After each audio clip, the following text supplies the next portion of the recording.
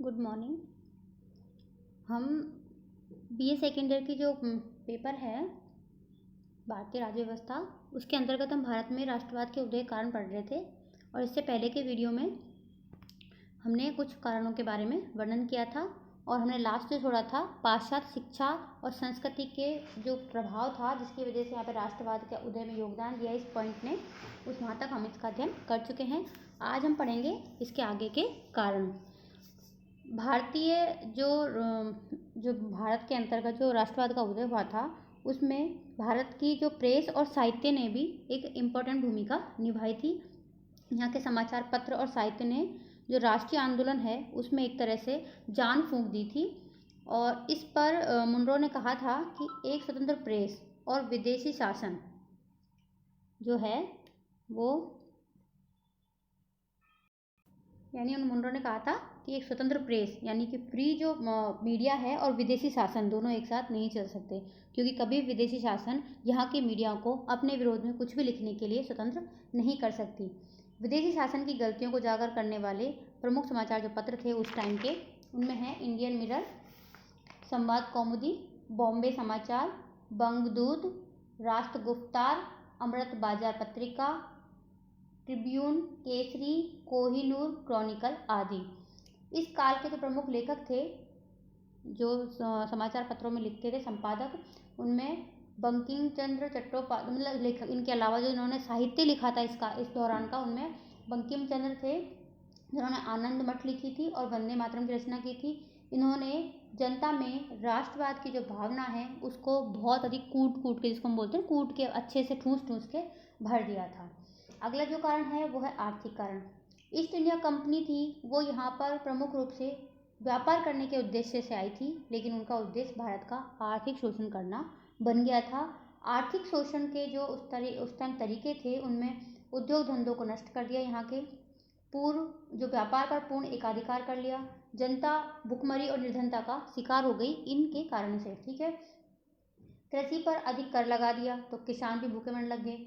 भारत का जो धन है यहाँ से इकट्ठा कर करके कमा के इंग्लैंड भेजने लगे। इस जो आर्थिक शोषण है उसके राजनीतिक परिणाम क्या हुए कि सरकार के विरुद्ध विद्रोह उत्पन्न होने लगा जनता में, और ऐसा स्वाभाविक भी था। इन्हीं आर्थिक कारणों से शिक्षित वर्ग है वो राष्ट्रीयता से जुड़ गया, राष्ट्र की भावना से जुड़ गया था। अगला जो कारण है वो है इल्बर्ट विधेयक संबंधी विवाद। इल्बर्ट विधेयक संबंधी विवाद, ठीक है, ये क्या है? जातीय जो भेद है उसका एक उदाहरण है। अंग्रेजों ने भारत के साथ जो जातीयता का जातीय जो भेदभाव किया था, जातिवाद एक तरह से जिसको बोलते हैं, उसका एक उदाहरण है। इसमें क्या था कि जो भारतीय जज हैं वो अंग्रेजों के मुकदमे नहीं सुन सकते। उनको अंग्रेजों का अगर कोई अपराध करते हैं उनके मुकदमे सुनने का अधिकार भारतीयों को नहीं था। भारतीय जजों की इस अयोग्यता को दूर करने के लिए लॉर्ड रिपन ने 1883 में भारतीय जजों को अंग्रेजों के विरुद्ध मुकदमे सुनने का अधिकार देने के लिए इल्बर्ट विधेयक है वो प्रस्तुत किया था। जैसे ही प्रस्तुत किया तो जितने भी अंग्रेज थे उन्होंने संगठित होकर आंदोलन किया। अब देखेंगे यहाँ पे कि हमने इससे क्या सीखा भारतीयों ने। ठीक है, बाद में जब समझौता हुआ उसमें ये था कि भारतीय जज अंग्रेजों के मुकदमे सुन तो सकते हैं, लेकिन सुनवाई करने वाली जो जूरी है उसमें कम से कम आधे सदस्य अंग्रेज होंगे। ठीक है, इस जो बिल से संबंधित जो विवाद हुआ था उससे यहाँ के लोगों ने क्या सीखी कि यदि हम संगठित हो जाते हैं तो हमारी मांगे पूरी हो सकती हैं। जैसे अंग्रेजों ने संगठित होकर इसका विरोध किया तो सुन लिया था, उनकी मांगे मान ली गई थी। और यदि हम संगठित नहीं होते हैं तो संगठित हुए बिना कोई भी आंदोलन करते हैं तो उससे हमारी मांगे पूरी नहीं हो सकती। और दूसरा, इस प्रकार के आंदोलन कैसे किए जा सकते हैं ये भी भारतीयों ने अंग्रेजों से सीखा था जब इस बिल के संबंध में विवाद हुआ था। ठीक है, अगला जो कारण है वो है शिक्षित भारतीयों में बढ़ता असंतोष। जो शिक्षित भारतीय थे उनमें असंतोष बढ़ गया था। क्यों बढ़ गया था? क्योंकि सरकारी अधिनियम 1833 के अनुसार ब्रिटिश सरकार ने सरकारी नौकरियों में भारतीयों को बिना किसी भेदभाव के योग्यता के आधार पर प्रवेश दिया जाएगा ऐसी घोषणा की थी, लेकिन ऐसा नहीं हो गया था। यानी अंग्रेज हमेशा ऐसी नीति अपनाए थे कि जो उच्च पद हैं उन पर हमेशा अंग्रेज ही रहें और भारतीयों को इनसे दूर रखा जाए। ठीक है, भारतीयों को भारतीय नागरिक सेवा, जिससे जो इसका उस टाइम नाम था ICS जिसको बोलते हैं, वर्तमान जिसको हम IS बोलते हैं, ये उसी का ही पुराना रूप है। जैसी उच्च स्तरीय नौकरियों से अलग रखने के अनेक प्रयास किए गए थे, यानी कि ऐसे क्या क्या कारण उन्होंने अपनाए थे जिससे कि भारतीयों को ऊंची नौकरियों से दूर रखा जा सके। तो उनमें है सेवा में प्रवेश की आयु घटा दिया, प्रवेश की आयु घटा दिया, इतनी कम उम्र के हमारे यहाँ पर पढ़े लिखे नौजवान नहीं मिलते थे। ठीक है, परीक्षा केवल इंग्लैंड में होती थी। देखो यहाँ पे इंग्लैंड होती नहीं थी, जो बेचारा गरीब है पढ़ तो लेता लेकिन वो इंग्लैंड जाने का खर्चा नहीं उठा पाता था। परीक्षा केवल अंग्रेजी में ही होती थी, जबकि भारतीय हमारे यहाँ पर मातृभाषा में शिक्षित थे। ठीक है, इतना होने पर भी कुछ लोगों ने परीक्षा पास भी की, जैसे सुरेंद्रनाथ बनर्जी ने करी, अरविंद घोष ने परीक्षा पास की। लेकिन उस टाइम जैसे इस टाइम कंप्यूटर क्या वो इंटरव्यू अनिवार्य होता है, इंटरव्यू में पास होना जरूरी होता है, रिटर्न में पास होना जरूरी होता है, वैसे यहाँ पर घुड़सवारी एक योग्यता का पार्ट था परीक्षा के अंतर्गत। घुड़सवारी नहीं आने पर इन लोगों को सेवा में प्रवेश नहीं दिया गया था।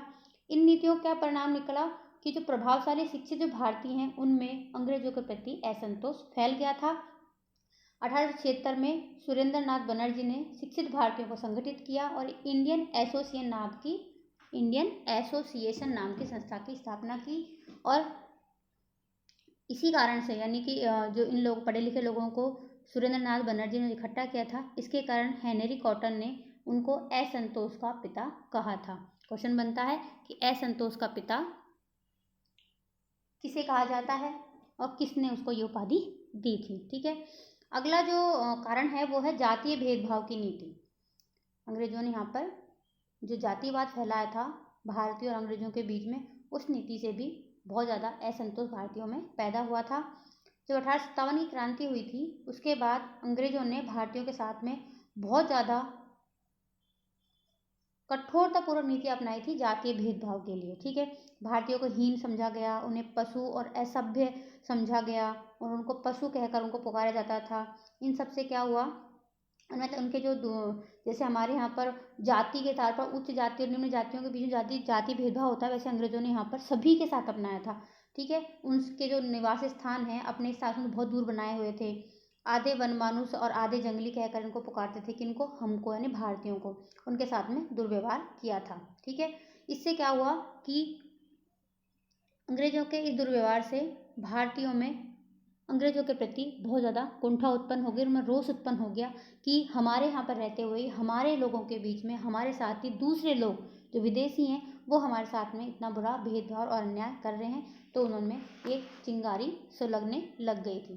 ठीक है, कुछ विदेशी घटनाएं हुई, विदेशों में आंदोलन हुए जिनका भी अच्छा प्रभाव हमारे यहाँ पर पड़ा था और उससे हमने मतलब भारतीयों ने जो आंदोलन चालू किए थे अंग्रेजों के विरुद्ध उनको सही दिशा मिली थी। ठीक है, जैसे फ्रांस में, America, Italy, Germany, Romania, Serbia, इन भारतीय राष्ट्र इनकी जो घटनाओं ने भारतीय राष्ट्रवाद को गति प्रदान की थी। इन सारी घटनाओं ने यह सिद्ध कर दिया कि कोई भी शासन जन सहमति के बिना नहीं चलाया जा सकता, जो कि हमारे यहाँ पर चलाया जा रहा है और जनता की उसको सहमति नहीं होगी तो उसको भी खत्म किया जा सकता है। भारतीयों ने मातृभूमि के प्रति भक्ति भाव को जगाया इन घटनाओं ने और भारतीयों को अपने कर्तव्यों के प्रति, अपने जो डिसीजन ले रखे थे उनके प्रति दृढ़ता प्रदान की थी। ठीक है, अगला जो पॉइंट है राजनीतिक एवं प्रशासनिक एकता। राजनीतिक एवं प्रशासनिक एकता जो अंग्रेजों ने यहाँ पर की थी उसका हमारे यहाँ पर क्या प्रभाव पड़ा। ठीक है, ब्रिटिश जो शासन है उसके परिणाम स्वरूप जो पूरा भारत है उसकी राजनीतिक, प्रशासनिक, सामाजिक और आर्थिक इकाइयाँ एक ही साम्राज्य के अधीन हो गई। कौन साम्राज्य के अधीन? ब्रिटिश साम्राज्य के अधीन हो गई थी। परिणाम क्या निकला? भारतीयों में एकता की भावना का संचार हुआ। ठीक है, ब्रिटिश शासन का उद्देश्य यहाँ पर एकता स्थापित करना नहीं था, लेकिन फिर भी पूरे भारत में एक शासन व्यवस्था उन्होंने स्थापित की थी। यातायात के साधनों का विकास किया। उससे क्या हुआ कि संपूर्ण देश में पहली बार राजनीतिक दृष्टि से एक पूरा देश इकाई बन गया था और ये यहाँ के लोगों के लिए बहुत अच्छी बात थी, क्योंकि उन्होंने इससे ये सीखा कि एक होकर रहा जाएगा तो हम दूसरी सत्ता का यहाँ पर विरोध कर सकते हैं। ठीक है, अगला है यहाँ पर जो सामाजिक परिवर्तन हुए उनका क्या प्रभाव पड़ा राष्ट्रवाद पर। जो वेस्टर्न सभ्यता संस्कृति है वो यहाँ पर आई। आने के बाद भारतीय लोग उनके रीति रिवाजों से, उनकी रूढ़ियों से, मतलब उनके रीति रिवाज से परिचित हुए और भारतीय जो प्राचीन रीतियाँ कर्तव्यों को त्यागने लगे थे। किसके कारण? वेस्टर्न कल्चर के कारण। अब भी यही हो रहा है, हम वेस्टर्न कल्चर में अपनी सभ्यता संस्कृति को भूलते जा रहे हैं। ठीक है। अच्छी सामाजिक व्यवस्था का विकास होने लगा। भारतीय अपने आप को अंग्रेजों के बराबर भी समझने लगे थे, भेदभाव का विरोध करने भी लगे थे। ठीक है। इस प्रकार सामाजिक परिवर्तन ने कुछ सीमा तक राष्ट्रीय जागृति में अपना योगदान निभाया। यानी कि बूंद बूंद से घड़ा भरता है, तो ऐसे ही बूंद बूंद कारणों ने वो एक क्या बोलते बारूद का घड़ा भर दिया था, जो एक ना एक टाइम उसका विस्फोट होना ही था और वो हुआ, और उसके बाद यहाँ पर अंग्रेजों को जाना पड़ा। ठीक है। मध्यम वर्ग का जन्म, जो लास्ट कारण है, मीडियम जो क्लास है जिसको हम मिडिल क्लास बोलते हैं, उसका यहाँ पर जन्म हुआ। उससे क्या हुआ? अंग्रेजी शिक्षा के प्रभाव से भारत में शिक्षक, डॉक्टर, वकील, पत्रकार आदि का मध्यम वर्ग बन गया।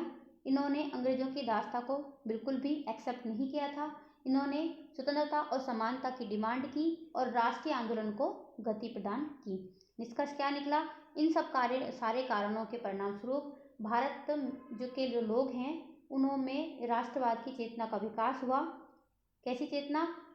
कि उनकी दयनीय स्थिति के लिए यहाँ पर कौन जिम्मेदार है? ब्रिटिश सरकार ही उत्तरदायी है। अतः असंतोष की ज्वाला तेजी से भड़की और अंग्रेजी सरकार इस ज्वाला से भस्म हो गई, और यहाँ पर उससे लड़ने के लिए, अंग्रेजों से लड़ने के लिए एक जो होता है ना औपचारिक प्लेटफॉर्म तैयार हो गया था।